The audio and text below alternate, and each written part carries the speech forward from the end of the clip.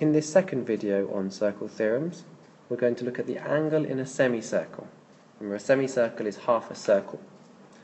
So, for looking at this, we're going to have an angle in a semicircle. And all that means is that our circle is split in half by a diameter, and then from each end of that diameter, we create a triangle. So, our whole triangle is within half a circle. That's why it's called the angle in a semicircle theorem.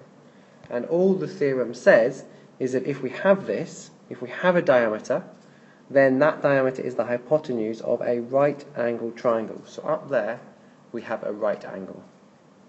And no matter what the triangle looks like, if we have a diameter, the angle opposite is always a right angle. So we could have our diameter going through here, and it could be that this one's quite low down there, and then we have a longer side down there. But as long as we have a diameter in our triangle, this one here is a right angle. And that's what the angle in a semicircle theorem says. It says the angle in a semicircle is always a right angle.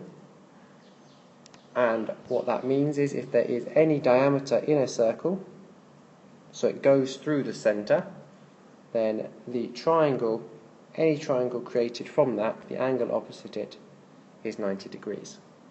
So let's have a quick look at a couple of examples.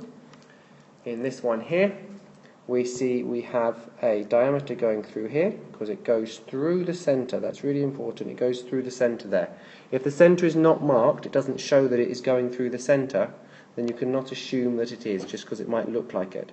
It must have either the center marked by a point or possibly labeled as the center.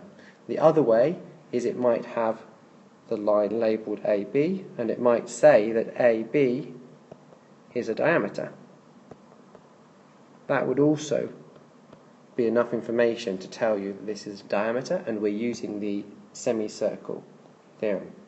Because it's a semicircle, we know that angle up there is 90 degrees. So now we know that the three angles, 53, 90 and x, add up to 180. And that gives us an answer that x is equal to 37 degrees.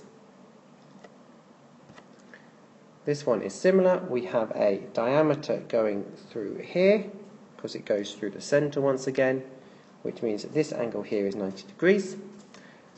This time we've got a bit of algebra, but we know that 2x, this one, plus x, here's this one, plus 90, which is that one, is equal to 180 degrees.